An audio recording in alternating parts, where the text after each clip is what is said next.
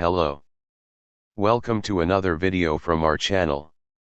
Here you will have tips and information on how to stay strong and healthy both physically and mentally, increasing your disposition, your stamina, and your immunity. Together we will be unveiling the secrets of how to benefit from everything that nature provides us to achieve our goal of enjoying a healthy life. Shall we talk a little about coffee? Is coffee good or bad for health? Is coffee good or bad for the heart? Can you drink coffee if you have high blood pressure, diabetes, or heart arrhythmia? How much coffee can you drink a day without putting your health at risk? Does coffee cause cancer or reduce the risk of cancer? How long does caffeine last in your body? Does decaffeinated coffee have the same risks and benefits as regular coffee? What's the best way to brew coffee for your health? And from what time should you avoid drinking coffee and why? Well, we're going to answer those questions and more in this video. And you will know a little about the history of coffee. Brazilians love coffee. Coffee is not only a national concern, but also a global one. And Brazil is the biggest coffee producer in the world. More than a third of world production comes from Brazil. And you will see that coffee has many benefits for your health. Is coffee good or bad for health? It depends on the dose, but coffee has more benefits than risks. In the past, research on coffee seemed like a seesaw. Sometimes they say it's good, sometimes it's bad. But in the last 10 years this uncertainty has disappeared. Coffee is good. Just to give you an idea, until 1991, coffee was included in the list of possible carcinogens by the WHO, because many human studies showed that coffee drinkers had a higher risk of cancer.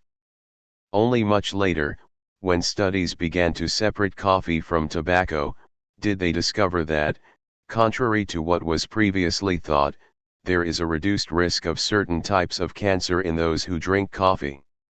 Remember that smoking and drinking coffee often go hand in hand. When you drink coffee, you're not just drinking water and caffeine. Coffee is also a good dietary source of vitamin B2, riboflavin, B3, magnesium and potassium. Caffeine is just one of over 1,000 chemicals in coffee. There are good and bad things. The good stuff is polyphenols and antioxidants, which can reduce inflammation and stop cancerous cell growth. However, raw coffee may contain diterpenes that can raise bad LDL cholesterol and slightly lower good HDL cholesterol. What types of cancer does coffee reduce the risk of? Liver cancer, because it reduces the risk of steatosis and fibrosis. Melanoma, which is the most dangerous skin cancer. Endometrial cancer, because coffee is associated with a decrease in estrogen levels. Colon cancer, because coffee stimulates the production of bile acids and speeds up bowel movements, which can reduce the number of carcinogens entering the colon. And prostate cancer. Reduces risk, not zero.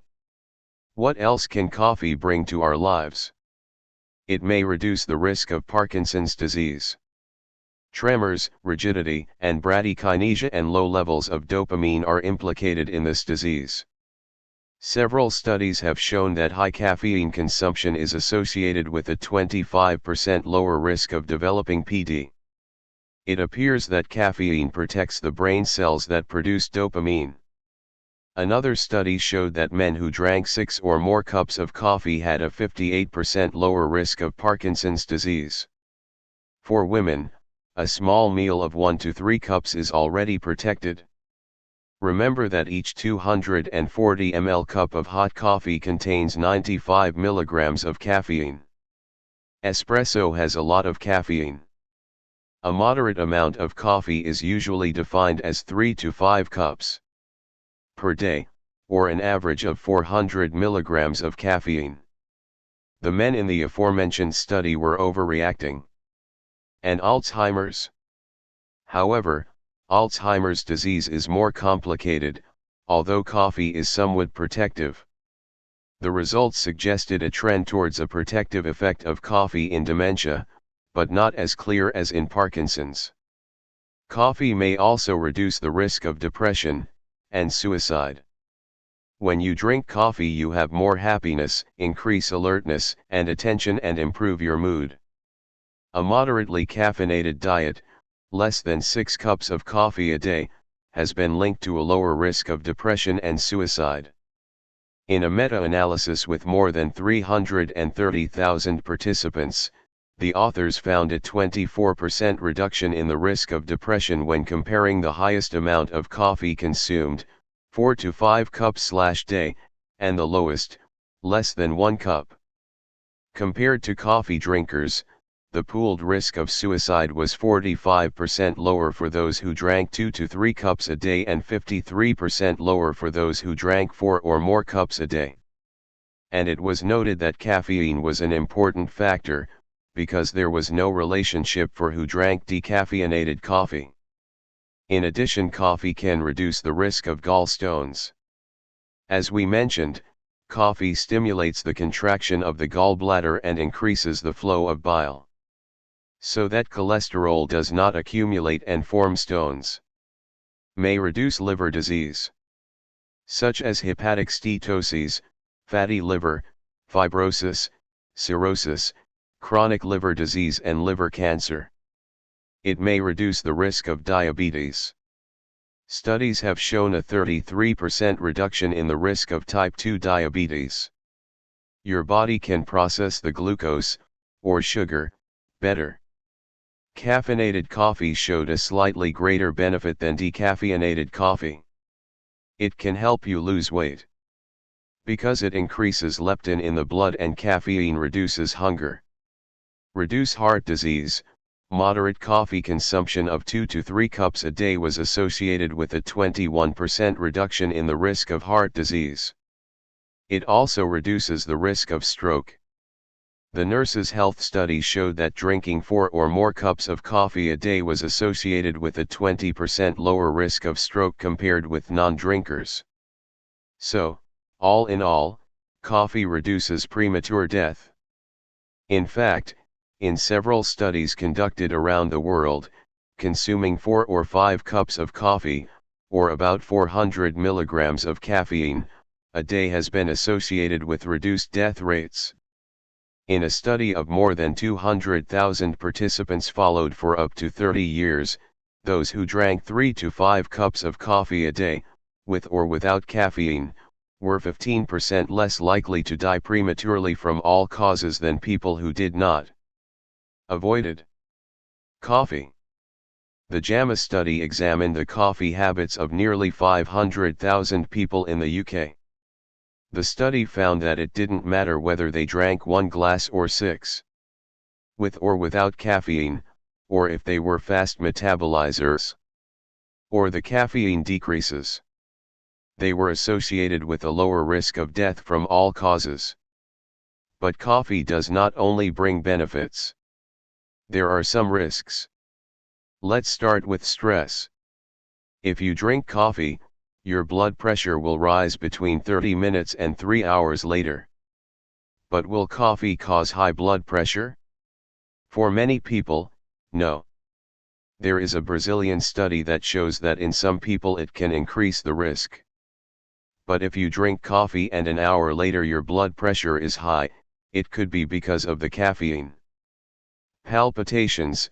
Large amounts of caffeine can cause unwanted palpitations in some people. But research shows that regular coffee drinkers have a lower risk of arrhythmias than non-drinkers.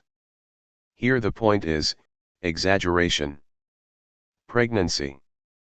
Pregnancy changes the way the body uses caffeine, and pregnant women are advised to limit their caffeine intake to less than 200 milligrams a day. Caffeine crosses the placenta, and drinking coffee during pregnancy can increase the risk of miscarriage, low birth weight and premature birth. Reflux. Caffeine from coffee, tea, or soda increases heartburn symptoms because it stimulates the production of hydrochloric acid. Therefore, If you suffer from reflux, it's a good idea to avoid coffee or at least limit your intake. Changes the way we perceive sweets. Caffeine can change our perception of taste, to make sweet things seem less sweet. The danger here is overdoing it again.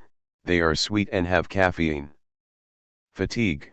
Low to moderate doses of caffeine improve our alertness, energy, and ability to concentrate. But very high doses can increase anxiety, restlessness, and even cause chronic fatigue. The most common side effect associated with coffee is insomnia. Why? Caffeine blocks the same receptor in the brain that adenosine works on. Adenosine is a natural sedative. It has a sleepy effect on the brain, causing neurons to fire less regularly. Adenosine will make you want to sleep. Sleep pressure, make your brain less alert, slow down. As the day goes on, our body produces adenosine, until it shuts down. Caffeine blocks adenosine receptors, preventing adenosine from working. But you see, adenosine will continue to rise, it will continue to form. However, if you have caffeine circulating, you will feel alert. In fact, caffeine tricks our brains. You think you're fine, but you actually have that adenosine rush coming on. So if you drink caffeine at the wrong time, it will block adenosine receptors and make your sleep worse, even if you think the coffee isn't working. Even if you're not sensitive to caffeine or a fast metabolizer. Avoid having coffee after 2 p.m. The half-life of coffee is about 4 to 6 hours. And a quarter of coffee's shelf life is 12 hours. So if you have a cup of coffee in the middle of the day, at midnight, 25% is still circulating in your body, which can affect your sleep. So much so that if you drink coffee in swirls while you sleep, you make slow waves worse by up to 20%, which means you're sleeping with someone much older than you. Does adding other ingredients, such as milk or sugar, negate the benefits? It depends. A 2015 study found that those who added sugar, cream, or milk had the same benefits as those who drank black coffee. Does the way the coffee is brewed matter?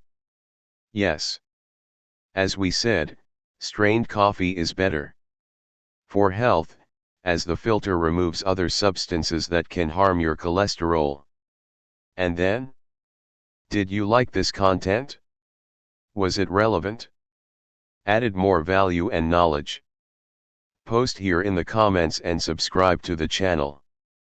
Hit the bell so you don't miss any notifications. Share with friends and relatives so that more people have access to this content. Leave your like, so YouTube understands that this information is relevant and makes it reach more people, so that everyone enjoys more health.